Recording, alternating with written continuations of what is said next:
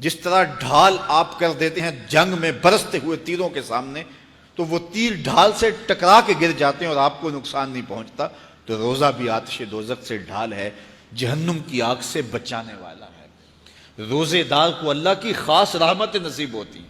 ایک حدیث میں آتا ہے کہ روزے دار کو دو خوشیاں نصیب ہوتی ہیں۔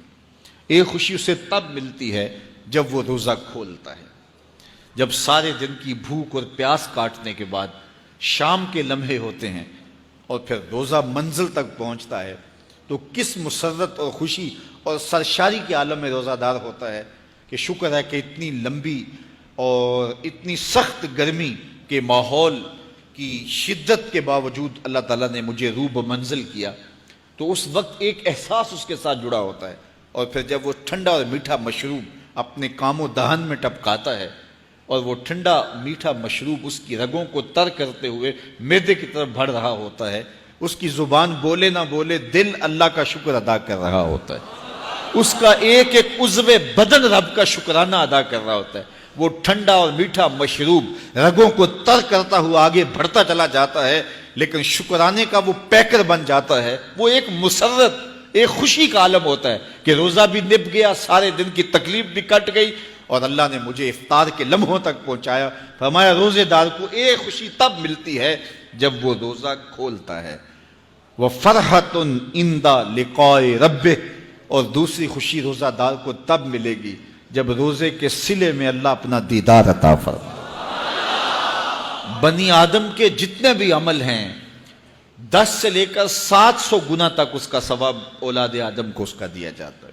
جتنا گڑ ڈالو اتنا ہی میٹھا، تو بعض کو 10 گنا، بعض کو 70 گنا، بعض کو 100 گنا، بعض کو 700 گنا، تو 10 سے لے کر 700 گنا تک بندے کے اعمال کا صلہ دیا جاتا ہے۔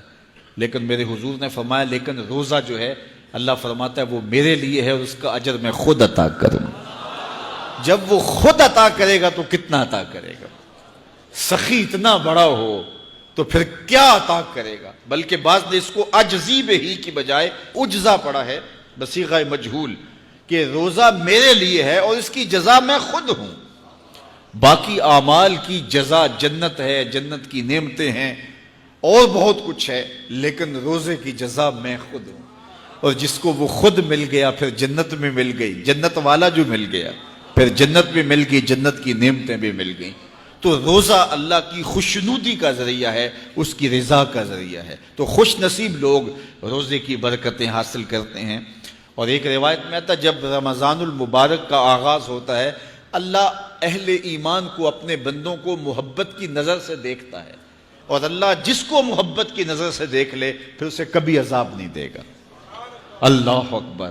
تو یہ روزہ دار کے لیے اللہ کی کرم نوازیاں ہیں، اللہ کی رحمتوں کے اجالے ہیں جو اس کے اوپر برستے ہیں۔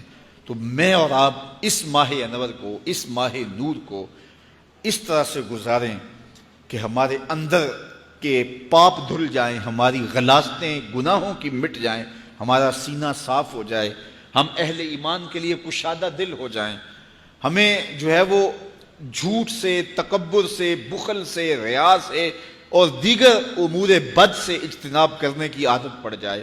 روزہ جو سکھانا چاہتا ہے ہم وہ اس سے سیکھ لیں، اور روزے کی برکات ضبط نفس کی صورت میں ہمیں نصیب ہو جائیں، تو ہم روزے کے بعد بھی، ماہ صیام کے گزرنے کے بعد بھی ایک نئی زندگی لے کر، ایک تازگی لے کر، ایک نور و روشنی لے کر کے جو ہے وہ معاشرے کے، اسلامی معاشرت کے ایک اہم فرد کی صورت کے اندر جو ہے وہ سامنے آئیں۔ تو اللہ اس ماہ صیام کی برکتیں ہمیں نصیب فرمائے۔ ہر سال مہینہ آتا ہے، گزر جاتا ہے، ہم پورا مہینہ بھوک کاٹتے ہیں اور پھر وہاں کے وہاں ہی کھڑے رہتے ہیں، تو پھر ہمیں سوچنا چاہیے، لیکن اگر تبدیلی آتی ہے تو پھر شکریہ ادا کرنا چاہیے۔